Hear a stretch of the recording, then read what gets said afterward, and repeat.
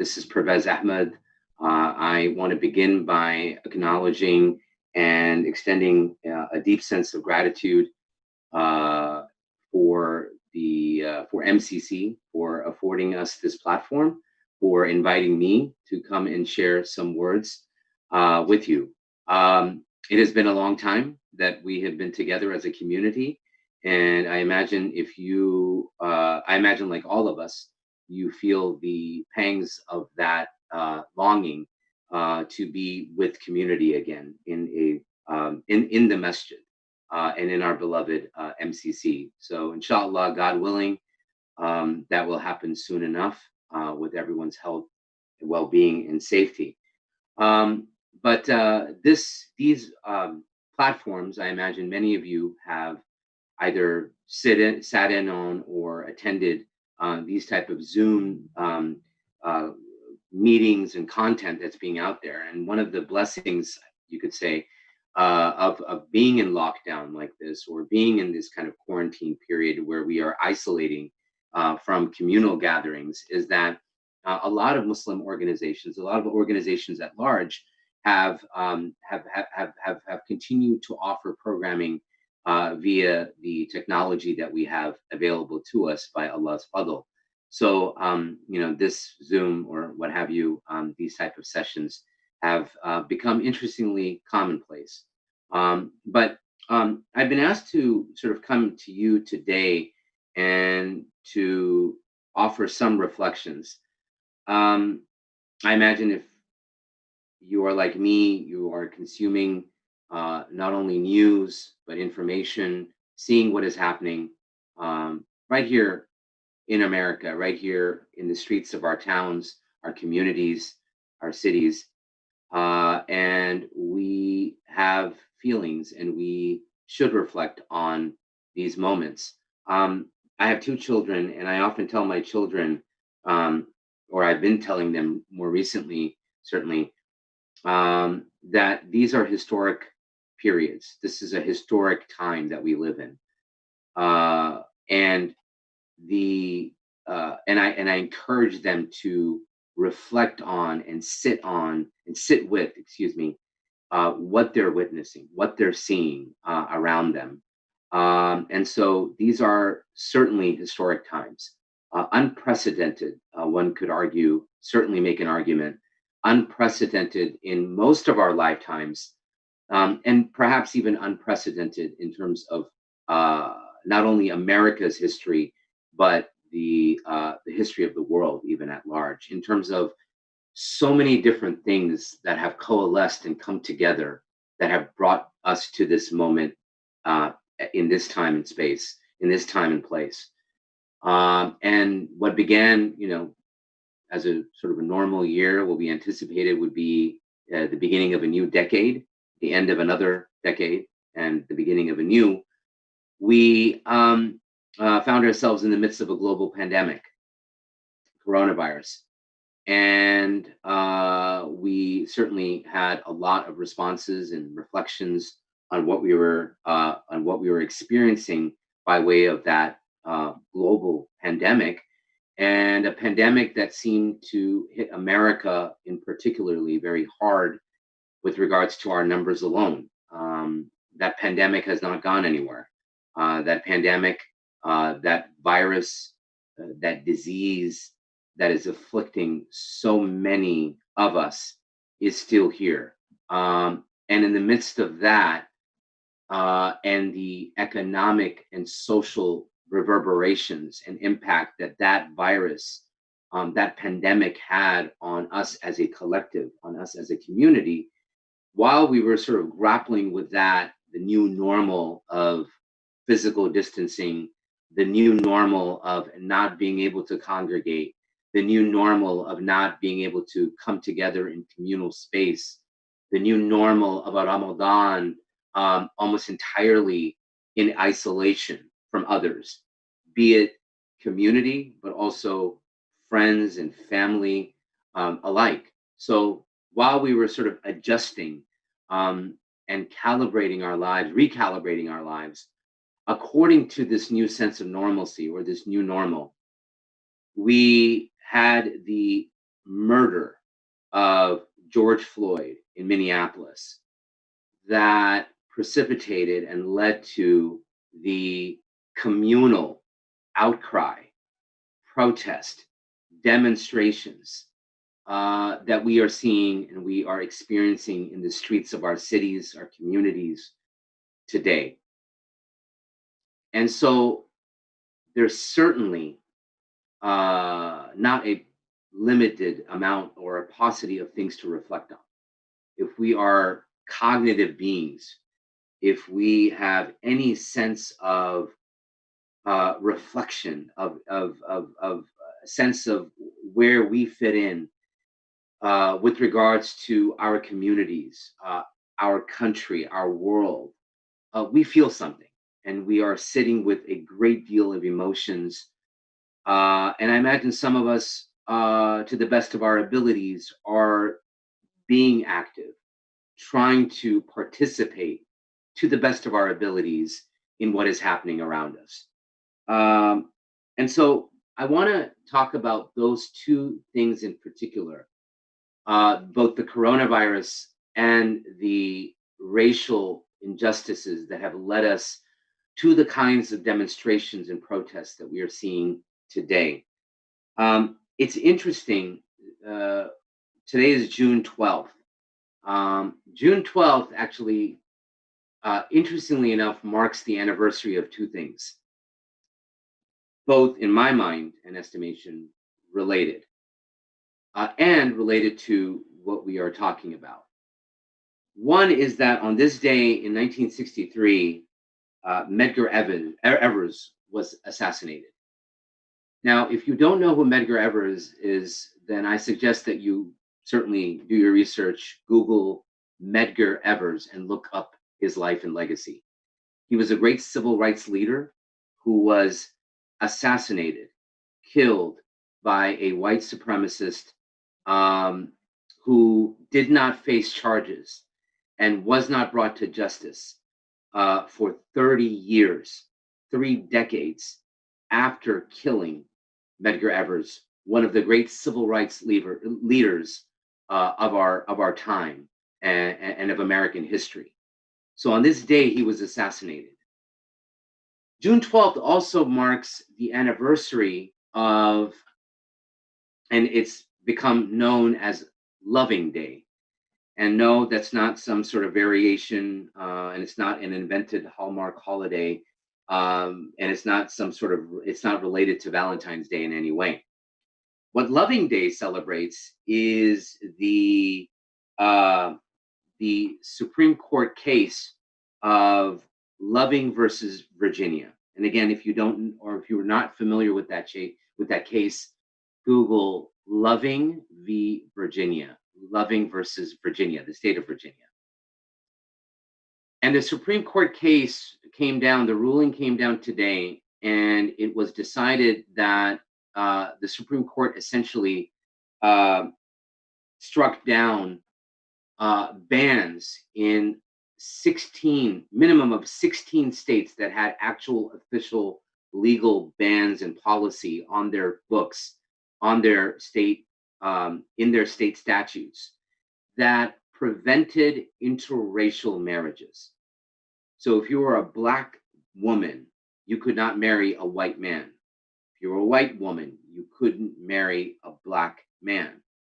Interracial marriages were illegal by state law in 16 states, a minimum of 16. Those are just the states that had sort of de facto, right? De jure, de jure state legislation that prohibited the union and the marriage of an interracial couple.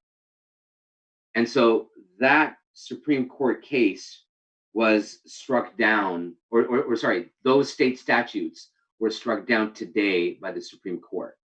And so this day commemorates the outlawing of state laws that would seek to delegitimize, at the very least, criminalize interracial marriages in the United States. Now, both of these events take place within the last 50 years. within the lifetime of many of us who are here today. And so I say that because those, again, are the sort of historical markers that signify and that allow us a moment to reflect on how recent these occurrences of states outlawing, making it illegal for an interracial couple, to marry, or assassinations of civil rights leaders and activists were occurring in the history of the United States, right here in the streets of our communities. So, what we are witnessing today with regards to protest, civil unrest, demonstrations in the streets are not just related to the killing of George Floyd in Minneapolis, but rather they are tied to a greater legacy that predates even our lifetimes, not even the past 50 to 60 years. We are talking over 400 years of oppression and subjugation of a race of people right here in our country. And that is not even to talk about the kind of injustices, discrimination, racism, and bigotry that other communities, other minorities have faced historically in the United States. Now, so that's sort of like the big picture in terms of what we are sort of all reflecting and sort of grappling with. Where I draw the connection, well, before I go there, let me also, to me, the kind of elephant in the room or on the Zoom call is that I'm offering these reflections. And who am I? I am a child of immigrants. My parents immigrated here, my father in the late 1960s, my mother after marriage in the 70s, early 70s, from the subcontinent, from India. And I was born in the United States, I was born and raised here, and I grew up in the United States. I am the child of immigrants. My experiences that inform my reflections and my reflecting in particular about matters of race, about matters of racial injustice, are informed by and large by my upbringing, my coming from a socially mobile middle class, arguably perhaps even upper middle class roots and family, right? That I cannot deny, right? I cannot escape that reality or that lens with which I view and I examine and I reflect on what is happening. So, we need to identify that, not out of some sort of new age, what do they call it? Virtue signaling, PC, political correctness. I'm guilty of my privilege. Whatever it is that is the sort of present modern cognitive frame. That's not what we're involved with here. But to deny that I am not viewing what is occurring within the guises or within the lenses of my upbringing, my religious background, me being a Muslim, that would be foolish of me. And so it would be foolish for me to deny, right, that those lenses or those perceptions or those biases, even with which I am viewing or examining modern issues, is occurring. It would be foolish of me to deny that. And so I state that simply to say that, you have to understand who it is that is offering these reflections. And in this case, it is a child of immigrant, second generation, first generation, if you will, American in the United States. Going back to the issues at hand in the time that we have limited and left. Coronavirus, a global pandemic, as well as the social and civil unrest that we are seeing as a result of police brutality and violence perpetrated against people of color at large, but more specifically, let's be real and let's be truthful when we say that in particular affects Black people in our communities and in our cities and in our country at a disproportionate rate. We can argue numbers, but when we examine percentages of law enforcement and its impact on the Black community, um, that relationship is skewed in particular, and it presents something that is unique to that relationship between the Black community and law enforcement. Now, we can argue and we can talk about why and some of the root causes, and we can again cite numbers and statistics um, uh, until we're blue in the face. But at the very least, we would examine, or we would have to come to terms with the fact that we are dealing with a unique situation, or a situation that is unique to the Black American experience, that is not common with people of color, that is not common even among their Latino, even among their Asian counterparts, right? That is to say, that relationship, that fractured relationship between law enforcement and the communities and the law enforcement that serves in particular in Black communities. That relationship, there is something to be examined. There is something to be said of that relationship that has led to the kinds of protest and civil unrest and demonstrations that we are seeing in the streets today. So that's one.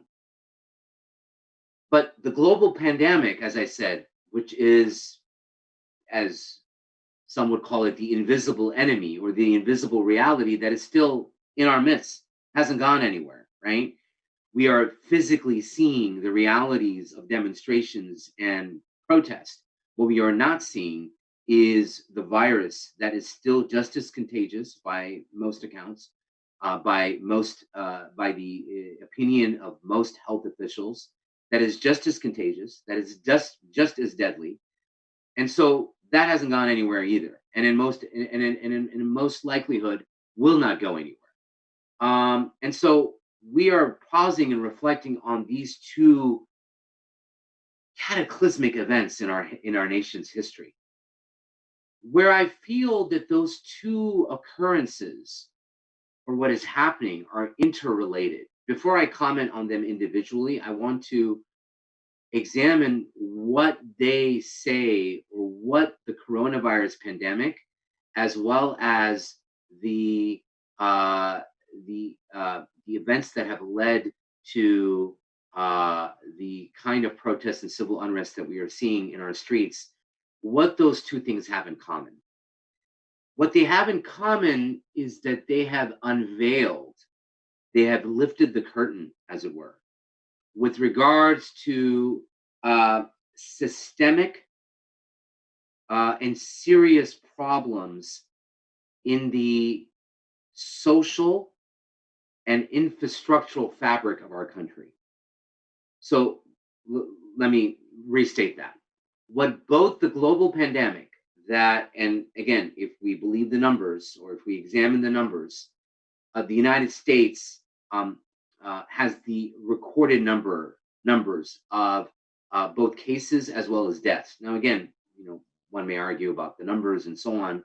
I'm not here to discuss that in particular, but nonetheless, it has impacted the United States. We are feeling the results of that, whether it's the economic reverberations or the social ones. Where here we are on Friday, where we would normally be sitting together enjoying the Jumu'ah prayer. We are on a Zoom call. So it has certainly impacted our lives individually and collectively.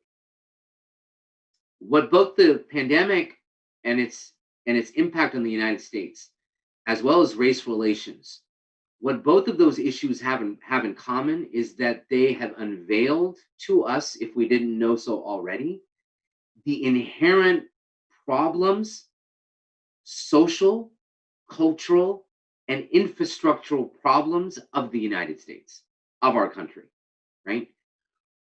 we have seen a health system that was in danger of. Alhamdulillah, it never came to fruition, or it never came to that in most cities.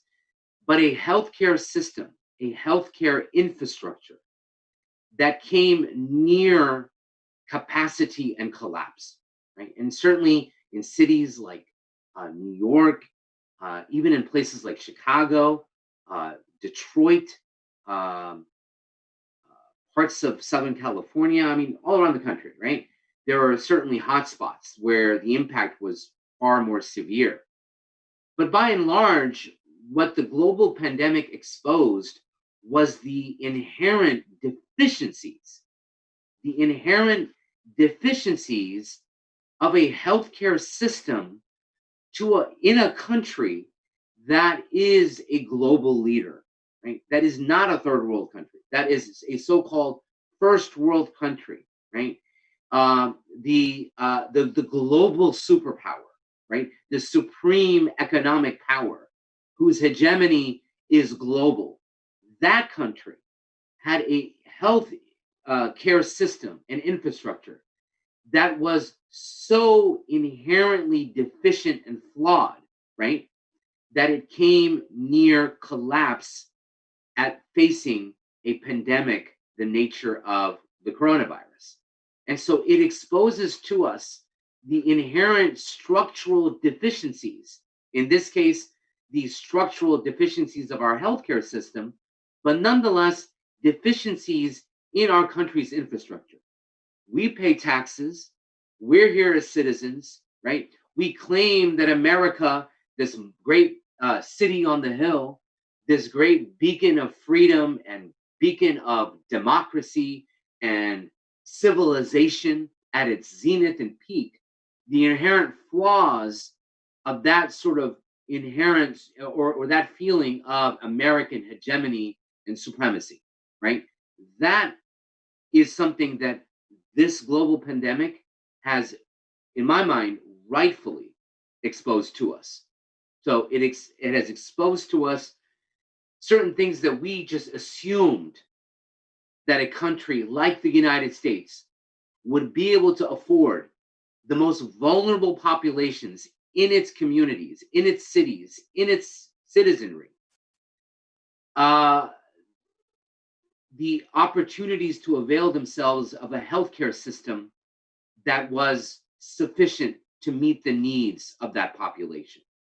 We have seen that this is very much akin to the Titanic and not having the number of lifeboats that it needed to guarantee that even though it had hit and struck an iceberg, that it would survive, or its passengers could survive, or would have a chance to survive, because there were the adequate number of lifeboats, right?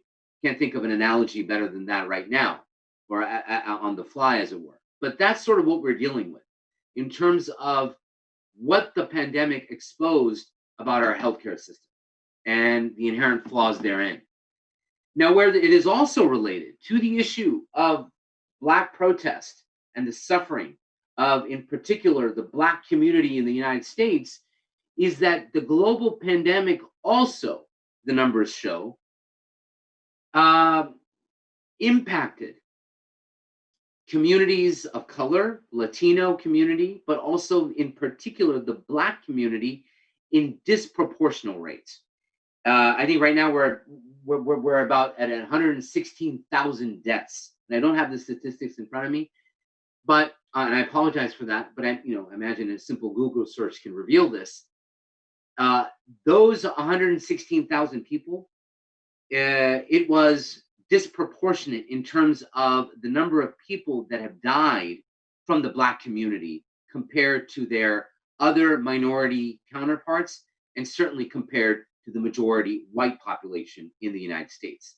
Now, what again does that reveal to us about the inherent problems in our infrastructure, in our social fabric, in our healthcare system, where Black communities are disproportionately impacted with regards to accessing healthcare, with regards to being in highly densely populations living in highly densely populated areas that expose them to viruses that are as contagious or that are spread where you have a proximity of people, like a densely populated urban area, which is largely occupied by Black and minority groups. And so there are reasons for why.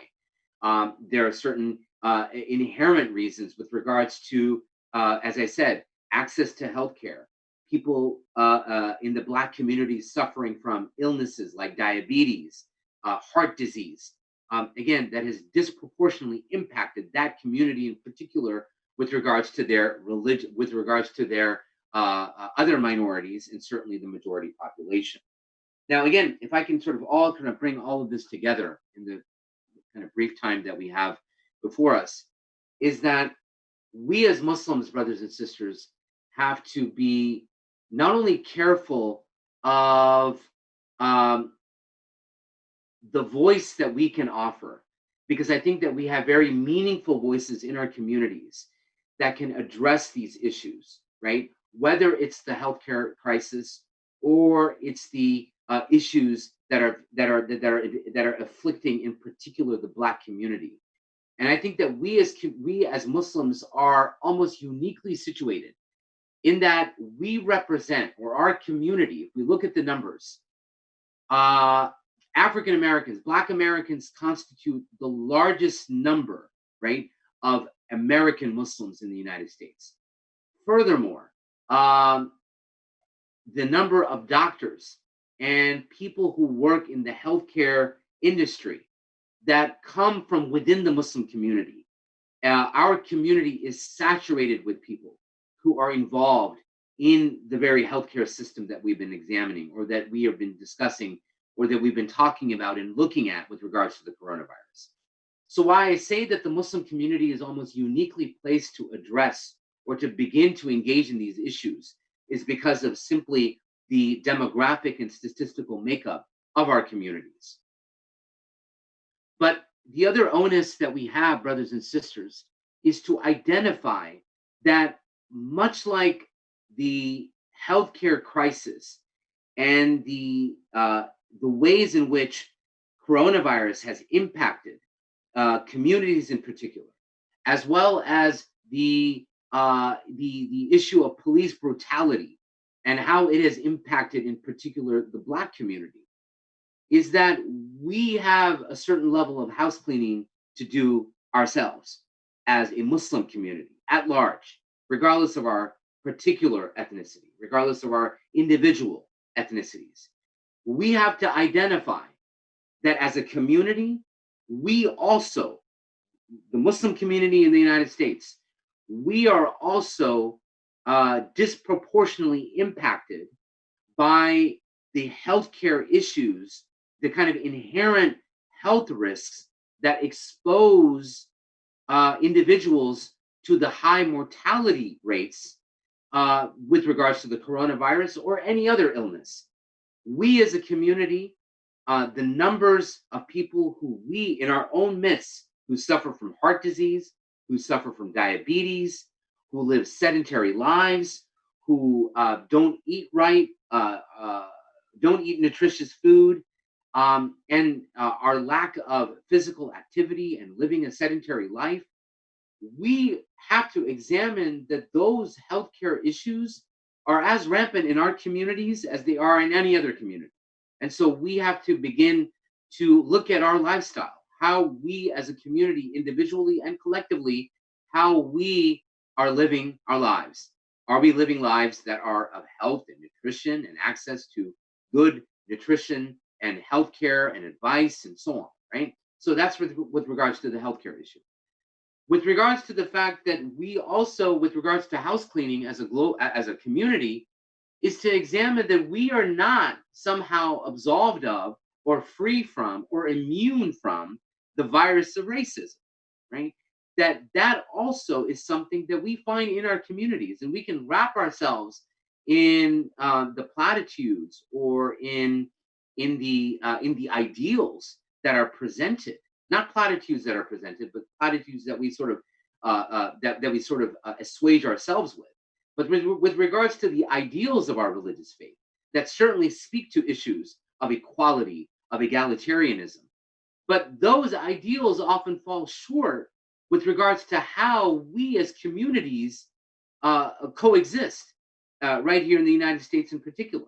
And why in particular? Because unlike other communities that you find, other Muslim communities in other parts of the world, the American Muslim community is extremely heterodox. It is extremely, excuse me, it is extremely heterogeneous. We're not a homogenous community. We are not a homogenous community like you find in, say, the subcontinent, or in Syria, or in Iraq, or in other parts of the Muslim world, right? We are a very diverse community. And so we have to be cognizant of issues of race that we as a community suffer from right here in the Bay Area, right here in the kind of segregated situation that we find ourselves in our mosques, in our communities, but on a global, on a national level, right? It's not just unique to the Bay Area, certainly. We find that across the United States. And so, again, we have a great deal of housekeeping to do of our own when it comes to examining the kind of cleavages and fractures that have been exposed by the coronavirus and that have been exposed by issues of police brutality that have impacted the Black community in the United States. And so, again, that's sort of all what I'm kind of reflecting and sitting with. I know that's been a lot. I want to be also cognizant of the time. We're right about at 1:45 here on the West Coast, at least Pacific time, and that certainly was the time that was allotted to me. I want to just say that again, we as a community are uniquely situated here in the United States to begin not only a conversation amongst ourselves about issues of racism, about issues of healthcare, and living better and more healthy lifestyles. We are uniquely situated because simply of the demographics that constitute our communities. But it is certainly presents us that unique onus, right? With that power comes the responsibility of having those very, at times, even difficult conversations about race, about representation in our communities, about the way in which, about intra-Muslim affairs, about how we as a community exist and coexist with others in our communities.